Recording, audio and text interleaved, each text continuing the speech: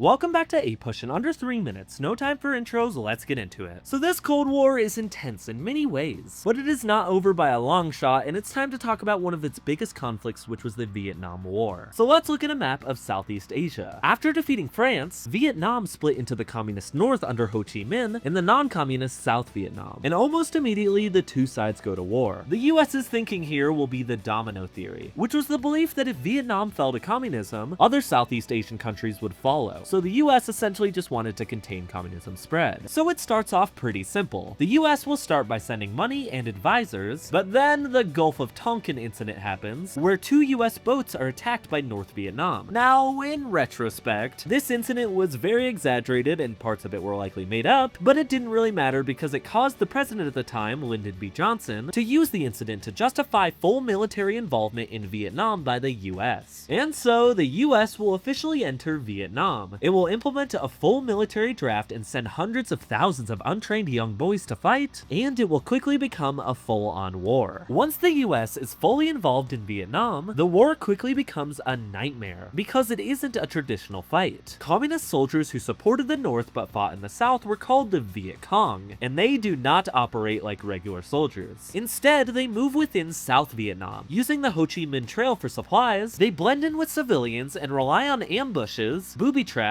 and tunnel systems. This makes it incredibly difficult for millions of US soldiers to tell who the enemy is. So then you see a few things happen. The Tet Offensive happens in Vietnam, where North Vietnamese soldiers launch a massive series of surprise attacks on the South, and then the Pentagon Papers get released, showing that US leaders had been secretly expanding and misrepresenting the war, while lying to the public saying that things were under control. And finally, the My Lai massacre happens, where US soldiers killed hundreds of unarmed Vietnamese civilians. All of these combined together caused the US public to most openly despise this war. The result here is college protests, widespread draft resistance, and cultural divide. This will lead to the War Powers Act, which basically said that the president can't just drag the US into war without Congress. And finally, when Nixon becomes president, he begins pulling US soldiers out of Vietnam until finally in 1975, the US officially exits the war. North Vietnam wins, and Vietnam becomes communist. How about that? For once in history, the US actually loses. On the screen now are AP style questions for this topic. Pause now.